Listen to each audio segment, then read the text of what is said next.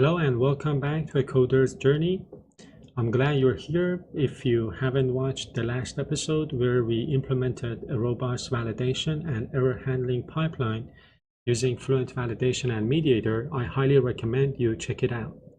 That's a key piece of our application's foundation, and you can find the link to that video and of course the complete solution file for the whole series right down in the description. Today we're taking a big step forward in making our application more professional and robust. We're going to dive into the world of resilience and learn how to use a powerful library called Poly to handle transient failures gracefully. So what's on the agenda for today? First, we'll understand why resilience is so important, especially in distributed systems. Then we'll get to know some of Poly's core principles and policies: retry, circuit breaker, timeout, and fallback. We'll then go hands-on and integrate Poly into our infrastructure layer to make our external calls, like database connections, for example, more resilient. We'll also see how to apply these policies to HP clients and other external services. Now, the most important question: why resilience matters. In a perfect world, all of our external dependencies like databases, third-party APIs, or microservices would be up and running, 100% of the time. But let's be real, that's just not the case, because systems often face transient failures, things like network blips, timeouts, or temporary throttling. If we just let our application fail every time one of these happens, we can cause what's known as a cascading failure, where a small issue in one service brings down the entire system. This is where Poly comes in.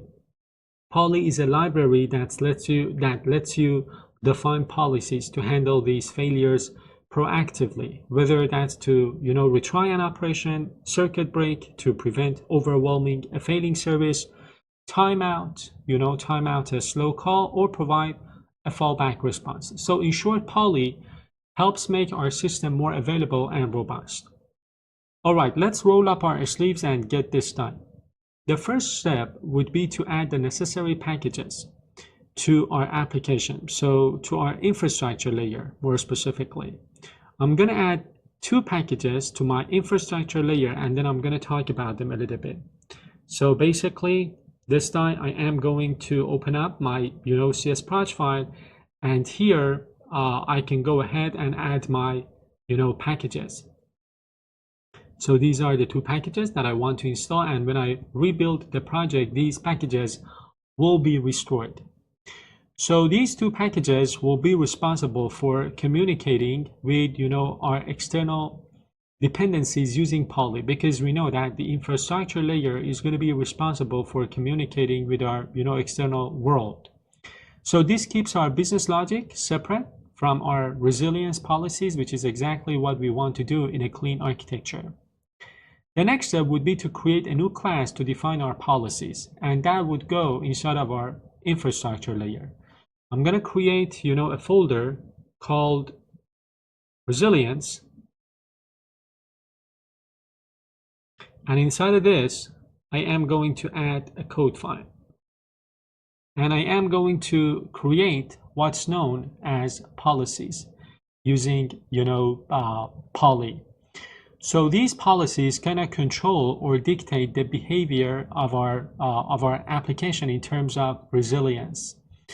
We will create, some reusable policies, and we will register them inside of our application. So our policies would go inside of a public static class, and then here we have this add policies method. Inside of this, we want to implement a retry policy to retry 3 times. After that, I am going to implement a circuit breaker policy.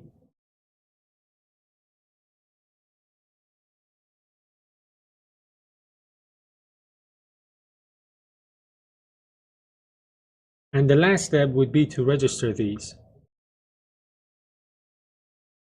and return registry. So I'm going to talk about each one of these. First, let me import my namespaces, and I am going to talk about these. So this, static class with an extension method called add policies, as you can see here, this adds policies to the iPolicy registry. You see the extension method is defined on this type. The first policy, as I told you about, is our retry policy. We're using HTTP policy extensions that handle transient HTTP error, which is a helper from Poly that handles common HTTP status code, like 503 service unavailable or 408 request timeout. We've configured it to wait and retry async up to 3 times. So we're going to retry 3 times, and the retry attempt time span from seconds does that. It is creating an expansional backoff. So the first retry will wait for 2 seconds. The second retry will wait 4 seconds, and the third one will wait 8 seconds. So an exponential backoff. This gives the failing service enough time for some breathing room. The second policy that we have defined here is a circuit breaker policy. A circuit breaker is like an electrical fuse for your code. So if an external service keeps failing, it's pointless to keep sending requests to it.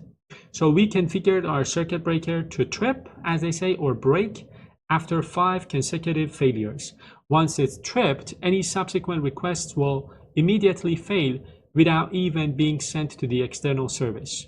So it will stay in the broken state for 30 seconds, as you can see here, before half opening and allowing a single test request through. And if that request succeeds, it will close the circuit and resume normal operations. If it fails, it will trip again. Finally, we use registry.add to store our policies with easy-to-use string keys. These are the 2 lines I'm talking about. So the first step would be to tie these policies into our application using HP client. So we'll modify the method inside of the infrastructure layer, which is kind of registering our dependencies. So I'm going to quickly rename this code file, and inside of this we've got this dependency injection file. So this service collection extensions. What I am going to do is to add the policy registry, and the next step would be to add my HP client using these policies that we defined. So I need to import this namespace. I'm going to clean up the code a little bit, and this is the code that we need to write in this code file. So these services that add policy registry that add policies kind of registers our policies into a central registry that can be accessed by name, right? And the next line, which is adding our HP client, resilient client, as you can see here, creates a named HP client. Then we chain add policy handler from registry, these 2 lines of code, to apply our policies. This tells our HP client to automatically use the retry policy and circuit breaker policy from the registry for any request it makes. Now, whenever we use iHP client factory to create an HP client with the name resilient client, it will automatically be protected by our resilience policies. So now let's continue testing things out. In order to test this current setup, our first order of business is to get our HP client ready to get to work with the policies defined using Poly. There are different approaches to testing this Poly thing and these policies. What I have decided to do is to communicate with an external unstable API that has been implemented to in a way that it returns flaky responses intentionally. So we're going to integrate with that to kind of make a real scenario of communicating with an external service, with an external API that is not very stable. the first thing we need to do is to adjust the registration of our HP client. The HP client needs to get the base address of that unstable API that I talked about. So if you take a look here, we are registering our HP client here, but we are not creating the, let's say, the base address. We're not passing in the base address of that unstable API. So I am going to do that. I am going to get rid of this piece of code, and this is the way we register this resilient API, passing in the base address of that unstable API that I talked about. And then of course we are adding our policies to this registration of our API. The next step would be to create a service. So a service that basically uses this HP client to communicate with our API. So in order to do that, I am going to create a resilience service which uses this HP client. I'm going to add a code file to the resilience folder here.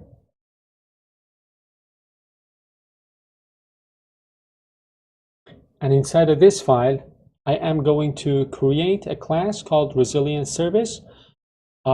It's going to use HP client factory to create an HP client using that resilient client, named HP client that we created, and then it sends a request to that unstable API. So this is the class.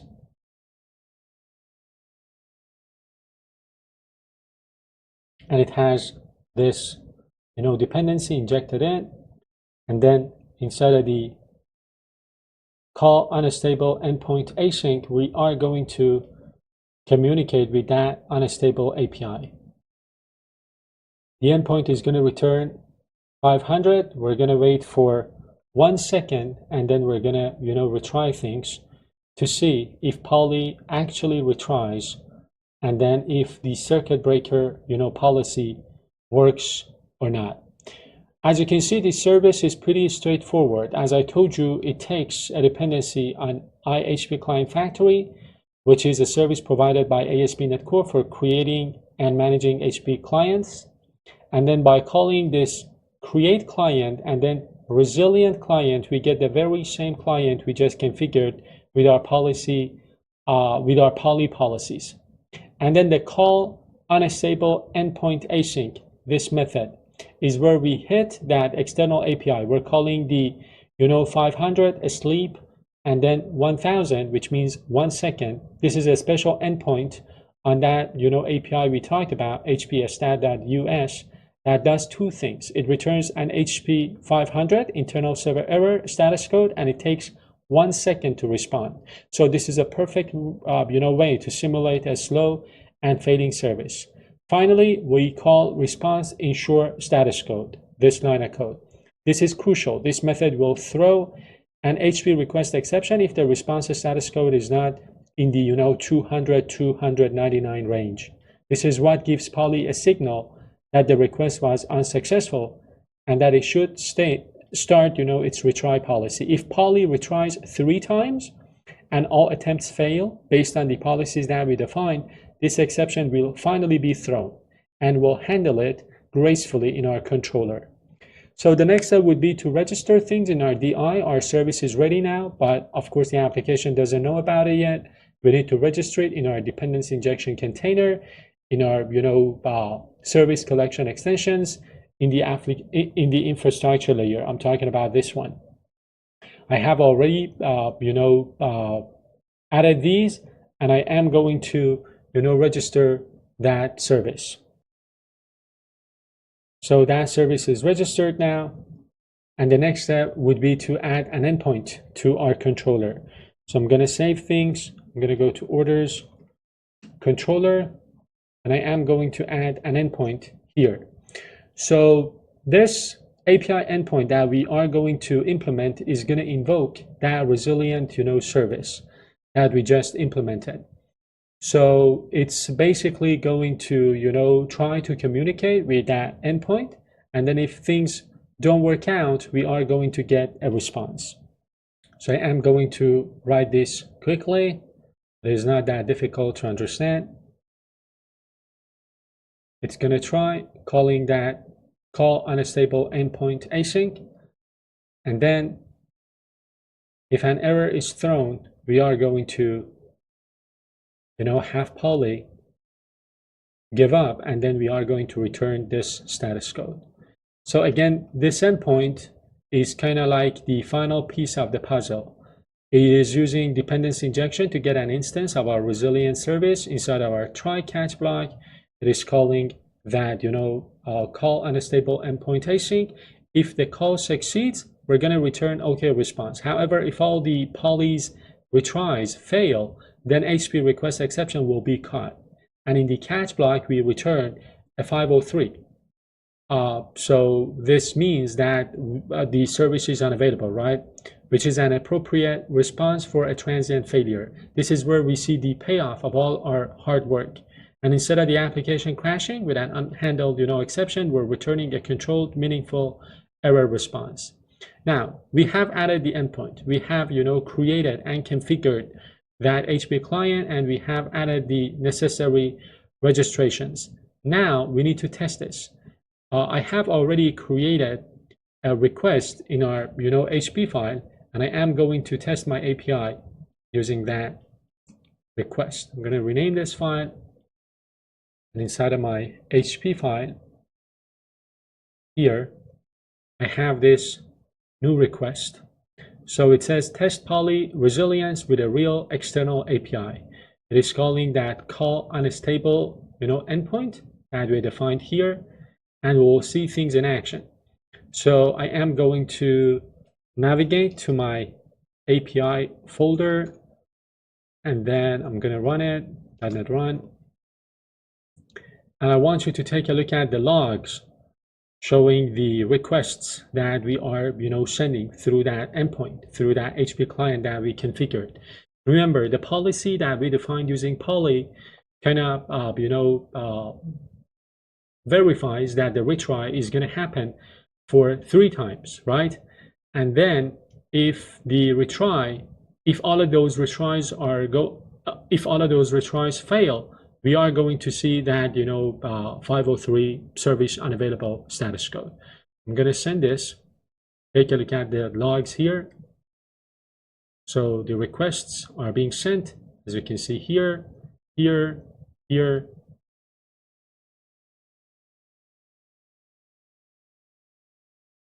So 3 retries, and then we get the, response. It says policy retries failed, and an error occurred while sending the request. I'm going to send this again to see if circuit breaker is working as well.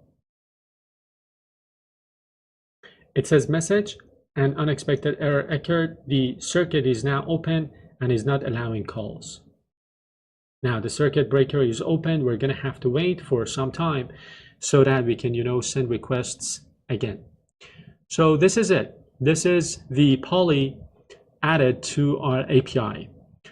We took our resilience implementation to the, we took the API to the next level by implementing this, resilience layer. And we now have a system that is not only well structured, but also robust and fault tolerant. And that's it for this episode. Again, as always, if you found this video helpful, please give it a thumbs up and subscribe to the channel so you don't miss out on what's next. We'll be moving to the, more advanced topics as we progress throughout the course. So make sure you, stay tuned and watch the upcoming episodes. Thanks for watching again. Happy coding. See you then. Bye-bye.